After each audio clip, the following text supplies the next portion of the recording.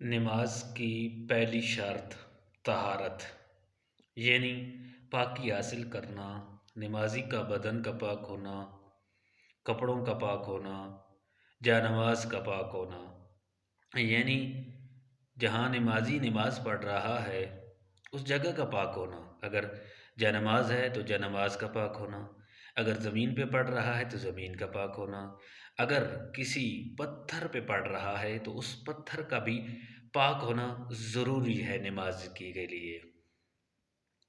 تو دوسری شرط ہے ستر عورت، یعنی نماز کے اندر وہ حصہ چھپانا فرض ہے، مرد کے لیے ناف سے لے کر گھٹنوں تک، اور عورت کے لیے پورا جسم، یعنی چہرے کے علاوہ، ہتھیلیوں کے علاوہ اور پاؤں کے علاوہ، یہ اس کے لیے نماز کے اندر بھی ضروری ہے اور نماز سے باہر بھی ضروری ہے۔ مرد کے لیے بھی نماز کے اندر بھی ضروری ہے اور نماز کے باہر بھی چھپانا فرض ہے۔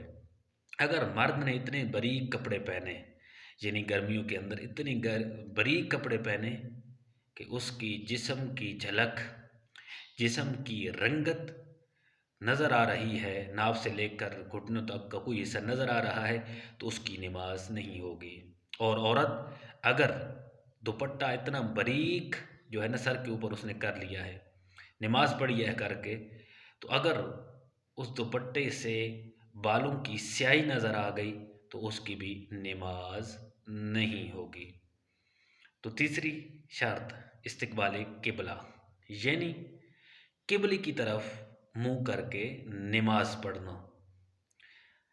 آج کل تو اتنا مشکل نہیں ہے قبلہ تلاش کرنا، لیکن اگر پھر بھی کوئی آدمی کو ایسا مسئلہ بن جائے، کہیں جنگلوں میں ہو، کہیں جنگل کے اندر پتہ نہ ہو کہ قبلہ کس طرف ہے، آبادی بھی نہ ہو، دو مسئلے ہیں۔ اگر آبادی ہوگی تو مسئلہ اور ہے، اگر آبادی نہیں ہوگی تو مسئلہ اور ہے۔ اگر آبادی نہیں ہے تو سوچو بچار کرے، سوچو بچار کرے، تو پھر سوچو بچار کر کے وہ نماز پڑھے، جدھر منہ کرے گا قبلہ اس کا اسی طرف ہوگا، یعنی وہ جہاں جس طرح بھی منہ کرے گا اس کی نماز درست ہو جائے گی۔ ہاں، اگر آدمی ایسی جگہ پہ ہے جہاں آبادی بھی ہے، لوگ موجود ہیں، موجود ہونے کے باوجود وہ نہیں پوچھتا کسی وجہ سے، یا شرم محسوس کرتا ہے، یا کہتا ہے مجھے جانتا کوئی نہیں ہے اس لیے، تو اس نے نماز پڑھی، اگر قبلے کی طرف منہ ہو گیا تو نماز ہو گئی، اگر قبلے کی طرف منہ نہ تھا تو اس کی نماز نہیں ہوئی۔